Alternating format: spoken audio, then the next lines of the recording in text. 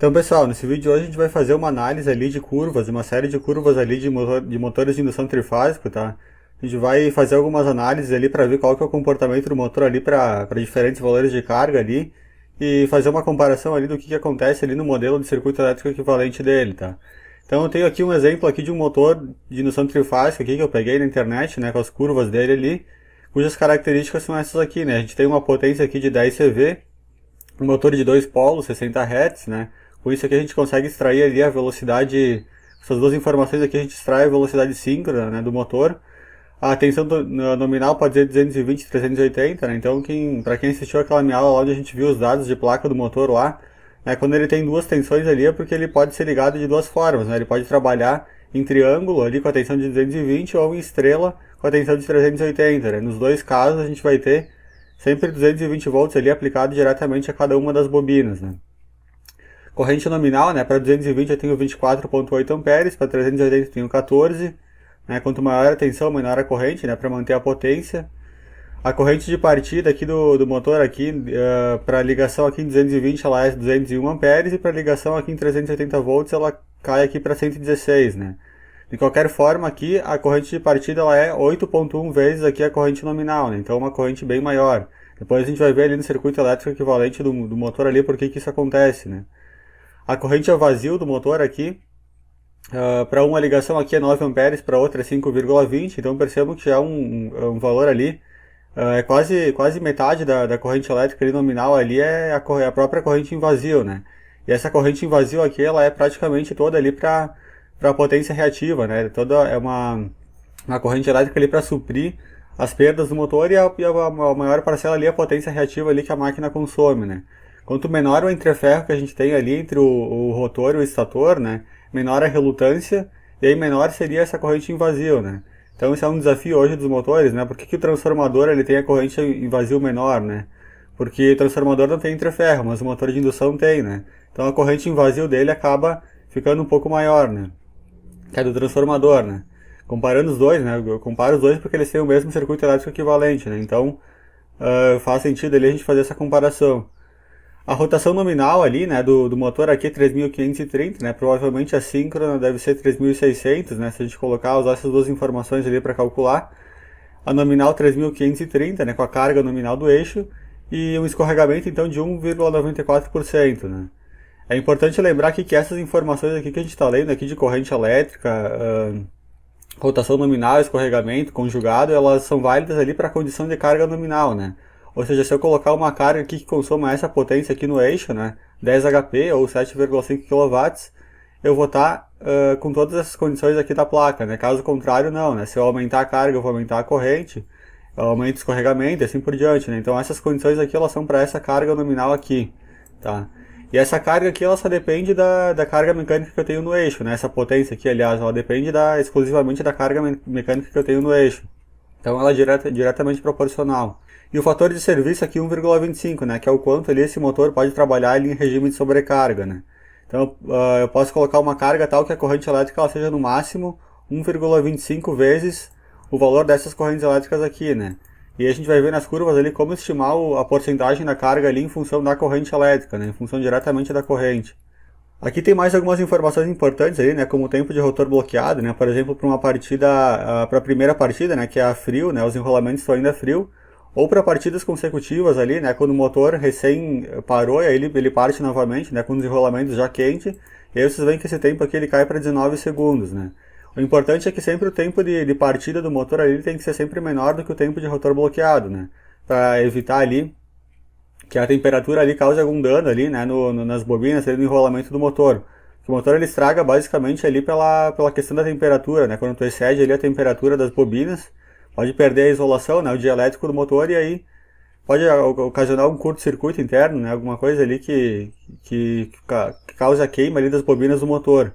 O grau de proteção também é importante ali, né, contra sólidos e líquidos, no caso IP55. E aqui embaixo ele dá também mais umas informações ali referente a rendimento e fator de potência, né.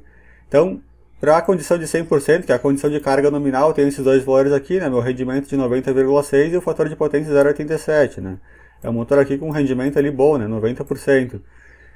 Enquanto que para condições menores de carga aqui eu vou ter então o fator de potência e o rendimento aqui menores, né. Então Observar aqui que esses valores aqui que tem na placa, né, que vão ser esses dois aqui, eles são para a potência nominal de 100%, né, que é essa potência aqui.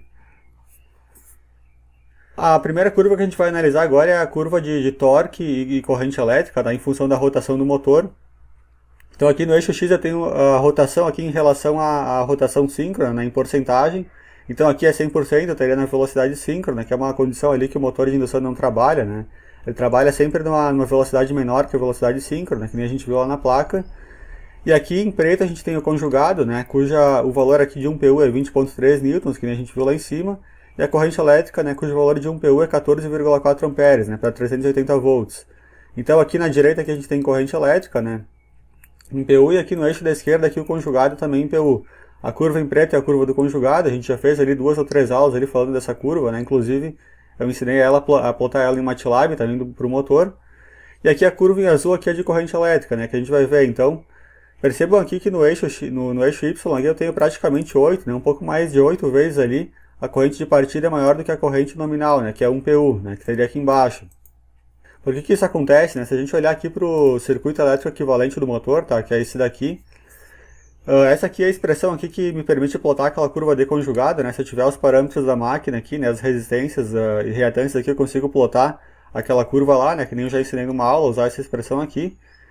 A questão da corrente de partida é o seguinte, né, quando eu tenho, esse aqui é o modelo para uma fase do motor de indução trifásico, né, e a gente sabe que toda essa impedância séria aqui, R1, X1 e o X2 aqui, que essa parte da direita aqui é o circuito do rotor referenciado ao estator, né, o R2 e o X2. Toda essa impedância séria aqui que eu tenho aqui, ela é uma impedância baixa, né. Por exemplo, o R1 aqui é a resistência da bobina do estator, o JX1 é a indutância de dispersão, que normalmente é pequena, né. Aqui a indutância de dispersão do rotor, referenciada ao lado do estator, e aqui a resistência R2. Essa resistência R2 aqui ela é dividida por S, né, que é o escorregamento. No momento da partida, né, quando o motor está parado ainda, ele ganha a partida ali, o S é 1, né, o escorregamento é máximo. Então se esse cara é 1 aqui, essa divisão aqui fica R2 sobre 1, fica o próprio R2. E aí a impedância, que é essa fonte aqui, né, que é a fonte de entrada ali que está alimentando a máquina, né, a rede da concessionária, por exemplo, ali, secundário do transformador, enfim, a fonte que estiver alimentando o motor, a impedância que ela enxerga ela é pequena, né, justamente porque esse S aqui ele é 1. Então se eu somar toda essa impedância séria aqui, a impedância é baixa, logo a corrente elétrica é alta, né? Por isso que a corrente de partida ela é elevada. Isso aqui é o ramo de magnetização, então a impedância é alta aqui, a corrente elétrica é baixa. Né? Por isso que a corrente então, na partida ela é elevada, justamente por causa desse S aqui, ele é 1. Né? Já na condição nominal, o S ele se torna ali 0,0 alguma coisa, né? Ele é muito baixo, ele é 1, se eu não me engano, ali para esse motor ali é 1,9% de escorregamento. Então o S nominal é 0,0194. Aí se eu dividir esse R2 aqui por esse número pequeno, esse componente aqui, essa resistência equivalente, ela sobe, né, o seu valor, ou seja, a impedância sobe e essa corrente elétrica aqui de entrada aqui diminui, né, por causa do aumento dessa impedância. Então é bem isso que acontece, né, o motor parte, o escorregamento vai aumentando, né, à medida que o rotor ganha velocidade, a corrente vai diminuindo, aquele R2 sobre S vai aumentando, né, o valor daquele termo, até que ele chega aqui em 1 PU, aqui, que é o valor de regime permanente, né. Ou seja, 14,4 amperes aqui para 370 volts. O segundo conjunto de curvas que a gente vai analisar também é bem importante, tá? Que é o conjunto da curva de desempenho em carga do motor.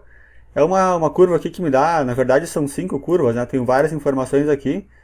O eixo X aqui é a potência fornecida em relação à potência nominal, tá? Então a gente vai ver como que a gente consegue medir, né? Saber a potência ali que o motor está entregando ali só medindo, por exemplo, a corrente elétrica dele, né? Aqui eu tenho a legenda aqui de cada uma das curvas, né? Então em vermelho aqui eu tenho o rendimento, em verde fator de potência, escorregamento amarelo, e aqui duas curvas de corrente, uma para esse motor estiver alimentado em 380 e outra para 220, tá? Ou seja, isso aqui é corrente de linha, né? Não é aquela corrente ali que passa nas bobinas do motor, né? A não ser que a ligação seja Y, daí a corrente vai ser igual. Mas a gente está falando aqui de corrente de linha. Então, aqui eu tenho nesse eixo aqui a corrente elétrica em amperes, tá? Para as duas condições aqui, né, para essas duas curvas azuis. Aqui o escorregamento, aqui desse lado também, e do lado esquerdo aqui eu tenho o fator de potência, né, que é a curva em verde aqui, e o rendimento aqui, que é a curva em vermelho, tá, que está nesse eixo aqui. Se eu pegar a curva aqui de corrente elétrica, aqui, por exemplo, para 370 volts, que é azul claro, né, e vier aqui perto do 100% aqui, ó, aqui é o 100% da carga, né, então é o valor nominal aqui da carga. Se eu subir aqui essa curvinha aqui e ver onde ela bate aqui na curvinha azul, ela vai dar aproximadamente 15 amperes, né? Vai dar um pouquinho menos de 15, né? Porque eu estou aqui, né? Se eu estender isso aqui até o eixo Y aqui, vou dar praticamente em 15 amperes aqui, né? Vai dar 14,8. Então é que nem a gente tinha visto ali, né? 14, na verdade era 14,4 aqui a corrente para 380 volts. Agora, se eu tiver com uma carga menor no eixo aqui, né? Uma carga de 90%, por exemplo, essa corrente elétrica ela já cai aqui de 14,8 aqui para aproximadamente 13 amperes, né? Que é o que bateria aqui no eixo Y aqui se a gente tivesse para cá. Então, só medindo, né? Se eu tiver um alicate amperímetro ali, medir a corrente elétrica numa das fases do motor ali, né? Porque idealmente ali a corrente nas três fases é igual. A gente consegue saber, né? Se a gente tiver essa curva aqui, eu meço a corrente elétrica, eu venho aqui com o valor da corrente medida, né? Venho até onde bate aqui no eixo da curva. Aqui, venho até o eixo X e consigo descobrir quanto por cento ali da potência nominal ali que o motor está entregando. Então, se eu tiver, por exemplo, medindo lá 9 amperes, né? E a minha ligação aqui é em 380 volts, então eu venho aqui em 9 amperes, venho até, veja onde bate essa curva aqui, né? Vai bater nesse ponto aqui. Aí eu vejo onde ela está aqui no eixo X, né? Um pouco mais de 50%. Então eu sei que a carga que o meu motor está alimentando é aproximadamente 50, 51%, né? Então é dessa forma ali que eu consigo estimar a carga que o motor está consumindo, né? Se eu tiver essas curvas aqui, né? Que normalmente o fabricante fornece. Né? Entrando no site deles normalmente vocês conseguem essas curvas aqui. As outras duas interessantes que a gente tem aqui é em verde aqui o fator de potência e em vermelho aqui o rendimento, né? Então para a condição aqui de potência nominal aqui em 100%, né? Eu tenho aqui o meu fator de potência aqui, que está em aproximadamente 0,85, né? Se a gente vier aqui do 100% aqui até o eixo X aqui, a gente chega aqui próximo aqui de 0,85, 0,86, né? E já o rendimento aqui para a condição de potência nominal aqui ele está em torno de 90%, né? Então um rendimento alto ali para esse motor. Por que o fator de potência aqui, né, do motor trabalhando com uma carga menor aqui ele diminui, né? Na medida que a carga aqui do eixo diminui. Porque a potência reativa ali que o motor consome ali quando ele está em vazio, ela é praticamente a mesma de quando o motor está em plena carga, ela varia muito pouco, né? Agora a potência ativa é a potência que tem relação direta com a potência do eixo, né? Com a potência mecânica. Então à medida que eu vou tirando potência mecânica do eixo, eu vou tirando potência ativa da máquina, a potência reativa praticamente não varia, né? Se vocês imaginarem aquele triângulo lá, no fator de potência lá, com a potência reativa praticamente constante e a potência ativa variando com a carga, então, quanto menor a carga, né, menor a potência ativa e menor o fator de potência.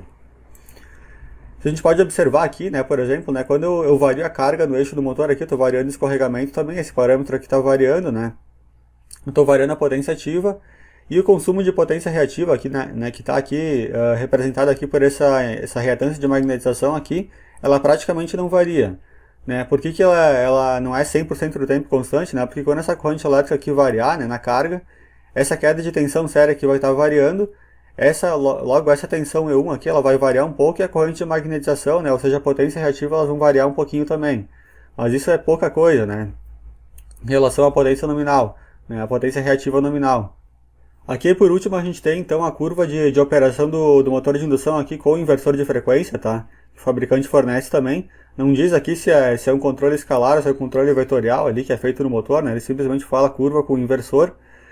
E aqui a gente tem alguns dados interessantes, né? No eixo X aqui a gente tem a frequência, tá? do acionamento, né? A frequência que o inversor manda para o motor, que controla diretamente a velocidade ali do rotor, né? Do motor de indução. Então para esse nosso motor aqui, a frequência nominal, vocês lembram lá que era 60 Hz, né? Se a gente vier aqui em 60 Hz aqui, subir aqui para ver o que acontece nessas curvas aqui, né? A vermelha, por exemplo, a tensão, né? A tensão aqui, nominal das bobinas ali é 220 volts. Independente de eu ligar em estrela, um triângulo ali, né? A tensão nominal que cada bobina vai receber é sempre 220. E essa é a tensão máxima que pode ser, é a tensão nominal e também é a tensão máxima que eu posso aplicar nas bobinas. Então percebam que se o inversor de frequência aumentar a frequência ali para aumentar a velocidade do motor, aqui a tensão ela trava aqui em 220 volts, né? Que é essa linha vermelha aqui. Então aqui eu tenho 225, aqui eu teria 220 que é a tensão nominal da bobina. Por que o inversor não pode seguir aumentando a tensão, né? Porque a questão ali é que o material ferromagnético pode saturar, né? Não posso colocar uma tensão maior ali que a nominal, senão eu saturo. E também tem a questão da rigidez dielétrica ali das bobinas, né? Se eu colocar uma tensão maior, eu posso perder essa rigidez ali e causar um curto-circuito interno no motor. Então é importante ali que a tensão ela fique ali travada ali nos 220 volts, que é o valor nominal. Só que se isso acontece, né, e eu aumento a frequência, mas eu não aumento a tensão, o que acontece? O fluxo magnético da máquina diminui, né? Se eu já mostrei melhor em outras aulas ali que eu falei, né, sobre curva do motor. Mas relembrando ali que o fluxo ele depende basicamente ali da frequência da alimentação ali do motor e da tensão aplicada, do módulo da tensão. Se o módulo da tensão é mantido constante ali, e a frequência aqui está subindo, né, porque eu estou me movimentando aqui no eixo X, a frequência está subindo, o que acontece com o torque, aqui, né, com o conjugado, que a curva é azul, ele começa a cair, né, eu vou ter a perda de campo, perda de conjugado. O fluxo da máquina diminui, o conjugado diminui, mas como a velocidade está aumentando, né, se a velocidade está aumentando, e o conjugado está diminuindo, a potência ela se mantém constante, né? A potência é essa curva verde aqui. Né? Se a gente multiplicar ali a potência mecânica é torque vezes velocidade, né? O torque está diminuindo, mas a velocidade está aumentando, então a potência se mantém constante. Né? Se os dois termos aumentassem, a potência aumentaria, né? Se os dois termos diminuíssem, a potência diminuiria. Mas como um está aumentando, né? A velocidade está aumentando e o torque está diminuindo, então a potência aqui, que é a curva em verde, ela se mantém aqui constante. Né? Mesmo porque eu não posso extrair uma potência maior ali que a potência nominal da máquina, né? Então, ela se mantém constante. E essa curva aqui em lilás aqui é o conjugado máximo, né? Aquele pico lá da curva de conjugado. À medida que eu vou tendo enfraquecimento de campo aqui, né? Esse conjugado também, o pico da curva dele vai diminuindo. Já para velocidades aqui menores, que a velocidade nominal, né? Que é a frequência de 60 Hz ali, então a tensão ela pode sim ir diminuindo ali. Se a frequência é menor, a tensão tem que diminuir também de modo a manter o fluxo constante, né? Então, aqui o conjugado ele se mantém aproximadamente constante aqui nessa região aqui, né? Só para regiões aqui de baixa velocidade aqui que o fluxo diminui, né? Então, acredito que seja um controle escalar ali, né? Um inversor com controle escalar, porque o vetorial até ele consegue manter o fluxo, né? O conjugado aqui mesmo para baixas rotações, né? Aí esse daqui começa a perder conjugado, então acredito que essas curvas aqui sejam para um inversor aqui escalar, né? Que é aquele inversor lá que controla simplesmente o módulo da tensão e o módulo da frequência de forma proporcional, né? E aqui por último uma curva aqui de limite térmico, tá? Do enrolamento ali, então ele me dá aqui no eixo Y aqui o tempo, tá? Em segundos aqui, no eixo X eu tenho a corrente elétrica aqui em PU, né? Então, se eu tiver com 1 PU aqui de corrente elétrica aqui no motor aqui, né? Se eu olhar o tempo que ele aguenta aqui é indefinido, né? Ele aguenta para sempre, né? O motor não vai bater em nenhuma dessas curvas aqui, porque ele está trabalhando ali em condições nominais. Agora, se eu começo a aumentar a corrente elétrica aqui para mais de 1 PU, né? Por exemplo, para 1,25, que é o valor aqui do fator de serviço, ele ainda pode aguentar, né? Por tempo indefinido, mas se eu aumentar um pouco mais ali, exceder o fator de serviço do motor, eu vou para uma condição aqui onde o motor aqui ele apresenta o limite máximo, né? Ou seja, onde eu não posso ultrapassar determinada quantidade de tempo. Então, se eu tiver, por exemplo, com 2 PU de corrente elétrica no motor aqui, e subir aqui na curva verde, ele aguenta no máximo esse tempo aqui, né? Teria que calcular aqui, né? Então está em escala logarítmica, se isso daqui é 100, aqui seria 200, 300, 350 segundos, mais ou menos aí ele aguentaria ali com 2 PU de corrente, né? Não poderia exceder esse tempo ali. Já para sobrecargas maiores ali, né? Por exemplo, rotor a quente e rotor a frio, ele me dá tempos menores aí, né? Se a gente olhar aqui essas duas curvas aqui, tempo de rotor bloqueado aqui, se o motor, se o enrolamento já estiver quente, né? Se o motor já estivesse funcionando anteriormente, os tempos que ele aguenta aqui vão ser menores, mas se o motor estiver a frio ali, ele aguenta um tempo um pouco maior ali, né? Com o rotor bloqueado. Que nem a gente viu lá no início da aula, né? Que a gente viu as características lá do tempo de rotor bloqueado ali para bobina quente e para bobina frio. Bom, pessoal, nesse vídeo era isso, tá? Se tiverem gostado aí, não esquece de deixar o joinha, tá? Agradeço a quem assistiu até o final, né? Se não for inscrito aí, se inscreve no canal. Obrigado, valeu!